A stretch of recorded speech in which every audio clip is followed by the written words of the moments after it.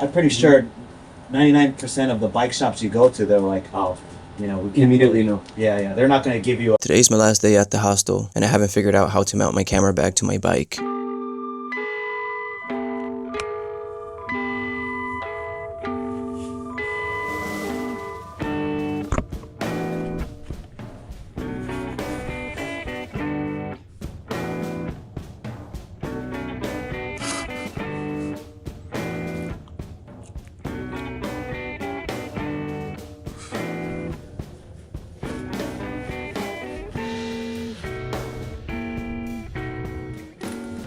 I'm also realizing that not everything that I have is going to fit in my personal bag. I need to find an upgrade. And now... I was told I could find a backpack here, and also a cute charm if I wanted one. Turns out, I actually did want one. But there are so many charms here. These two ladies, though, helped me choose just the right one. They were super friendly and kind to me. Bye-bye. Arigato! Thank you. Oh, big hato! Them ladies were hella chill. Really, really happy to have met them. I'm running out of time.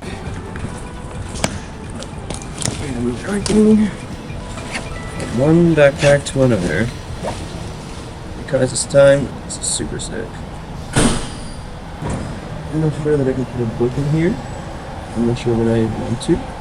Yo, this is crazy. I can put a whole ass book in here. That's it. A whole book. Crazy. First wallet. So I don't carry anything. I want my pants to be free. It's just a waste of space. And I'm gonna see if I can make everything work with what I have. I have 1, 2, 3, 4, 5, 6,000 yen in cash. 6,000 yen in cash is not a lot. I never met Al, and I'm pretty upset about that. Al, if you're watching this video, I'm sorry that I didn't call you when I said I would. I really forgot about that, and I just got super busy. I'm starting to feel a little bit like I'm drowning because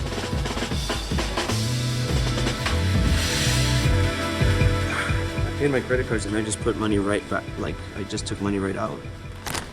Chose this big ass wallet because I get to put my passport in here, and that's kind of sweet. And then this can go right in here.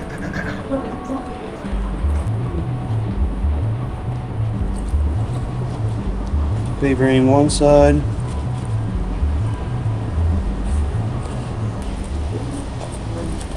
This is literally an improvement compared to my little baby Herschel bag, which did its thing, but this is a backpack. And now I am so ready to take over. Let's go. With this, I will travel all of Japan, as much of Japan as I can.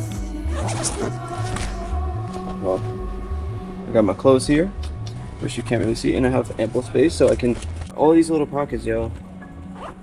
I got battery in there. I got SD cards and lens cleaner and memory card in there. I got my compass. I got a microphone that I need to have on the go. Cables, like all of my power cables. And my hard drive to edit. And then here's my hub, which I didn't have in that backpack. I now have space for the book that I was gonna leave behind, which I would have hated to do that. Yeah, dude, and it's like jeans, underwear and socks and shirts. And it's all in here and it fits, and I have so much space in here. I got space here for like some drinks, like if I wanted to take some water bottles and stuff. This didn't have it. So this backpack is literally like practical 101. I got everything that I have in here, and I have extra space. Let's see what's up.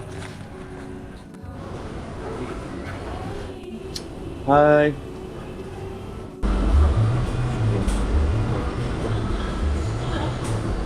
Something interesting happened on my way out.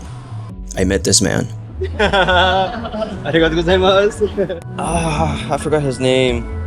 I was trying to tell him that I didn't understand Japanese or I didn't speak Japanese, and he started explaining to me like how the language works. He said that he was impressed by my motivation, and I asked him, "Why are you impressed by my motivation?" And he said, "That's a difficult question." And then he followed, "If you have to speak English when you go to England, for example, well, you're forced to speak English, and I think that you'll have to use a dictionary or something to look it up."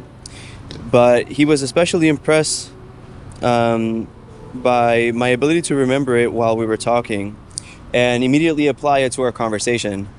And he said something that really moved me. He hasn't experienced that before, to have broken down the grammar for a person. He was moved by that somehow, and he showed me his arm. His whole entire arm had goosebumps.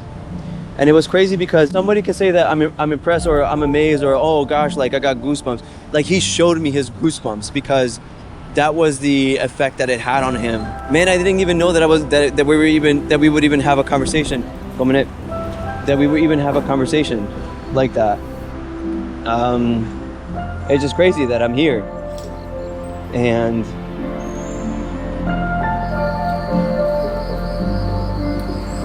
what's up with the Japanese people, bro? Something is up, bro. There is something that they're searching for. There's something that they want. There is something, I don't know.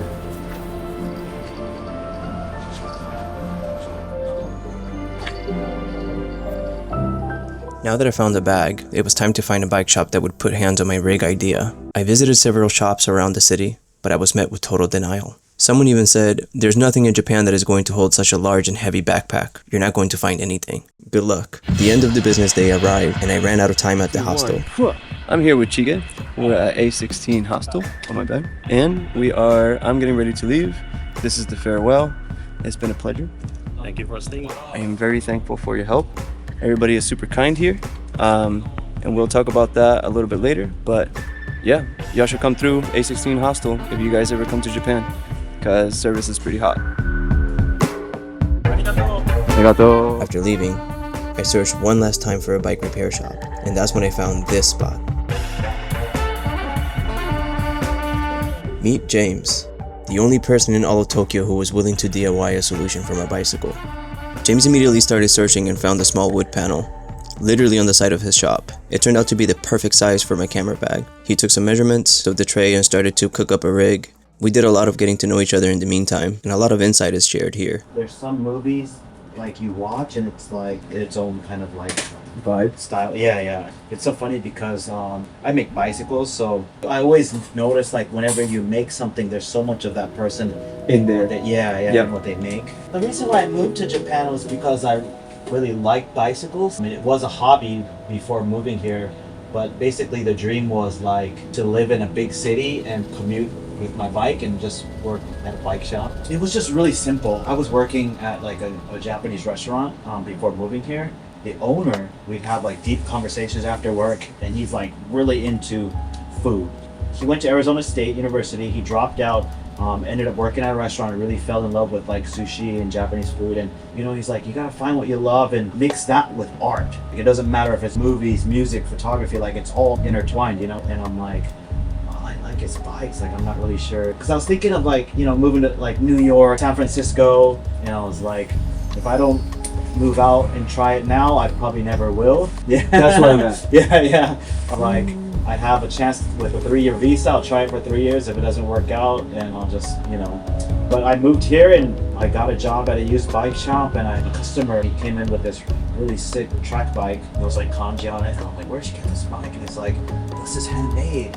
I'm like, what? There's people that do that? And he's like, yeah, I'll take you to the shop. And we get to the shop, and like, there's machines like this. And there's like 2 guys there. One's like 70, one's like 60, and they're making bikes. I'm like, holy shit, this is what I want to do. You know, that was never in my head, like making bikes, you know, like I never even thought there were people that did that, you know. The problem is like, if you think about, you know, too much, they always say like dream big, but like it was simple for me. It's just like, I just want to live in a big city and ride my bike, and it'd be cool if I could work on bikes. But I really love bike. You know, I found this place to rent, so I rented this, and then I'm working on bikes for friends of friends, and then I'm only open like 2 days a week, but my friends are inviting their friends, and then it starts snowballing, and then next thing you know, I open another day. I'm pretty sure 99% of the bike shops you go, they're not going to give you a piece of wood, just some holes in it. But it's like, if you need it done, like, we'll figure it out. It's not a big deal, It's maybe a Japanese thing as well. It's like, you got to do it by the book. And I get it. That's really cool.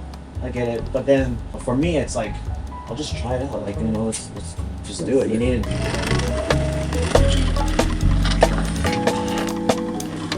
Bro, I think so more sick. people are afraid to mess up. You never try. You never really know. That's true. That's perfect. Might have to get some more zip ties, but there's I believe called Daiso, the 100 yen shop. His family's here, but I'm not gonna record it. But his family's here. Homie's got fam. We walked a few doors down to a 100 yen shop called Daiso to buy zip ties. James also recommended I get myself a patch kit, which I didn't even think about. The rain also reminded me that I needed rain covers for my bags, so I bought a 2-pack for the road. This guy is like, God is literally helping me. Because Lord knows how much I was crying earlier and how upset I was and freaked out. And now this.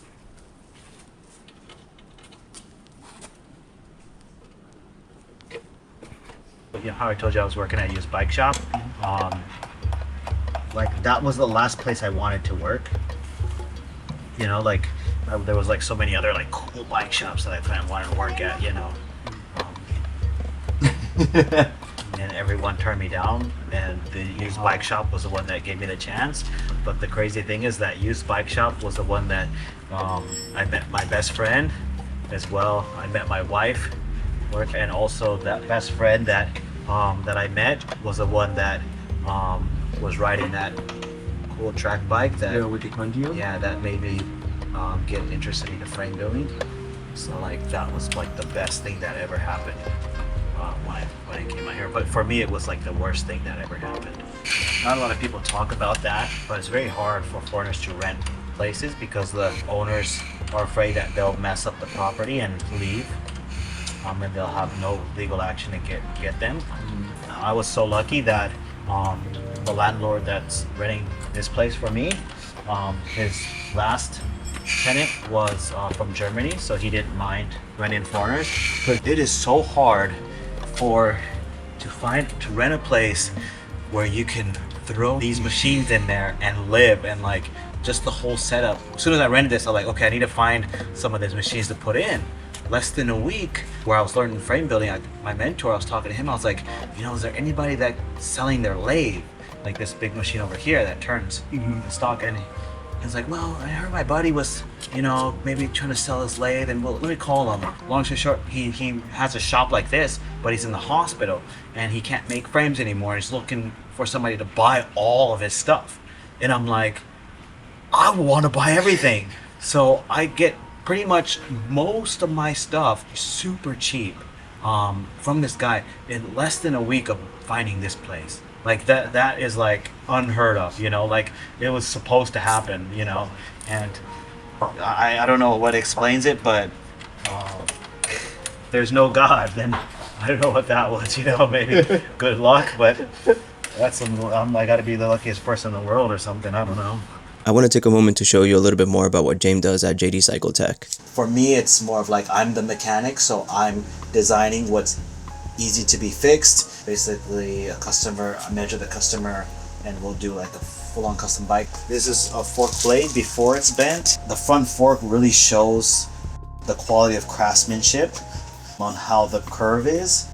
Even the craftsmanship, like the silhouette of it, I wanted to really keep really nice. It's more of kind of like a Japanese mamachari meets a 90s mountain bike. I think it's very important keeping bicycles simple instead of overcomplicated. What I do is very unique is I take the shift wire It goes on top of the bottom bracket. You don't have to go under the frame and pass the wire through. You just, where you're standing position, you just pass the wire through. So again, that's another feature that I really like about bicycles. There's a little tab here, and it allows you to take the rear wheel off, and the chain just doesn't drop down. So there you have it. This is James, homie's fire, super kind, a master of his craft. Check him out at jdcycletech.com. I think if you make a great story, like again, you're filming the whole thing, and just make it a great story. Going from point A to point B and filming this whole trip, you're gonna have so many things that you're gonna go through, and that'll be cool to film. Yeah. This is a perfect fit. No, this is it, bro. Let's go. I'm gonna put this in Just fish eye. Okay. Stands off. First.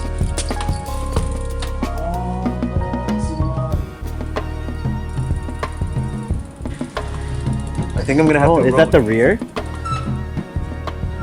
It's this one right here. That's making noise. Oh, okay.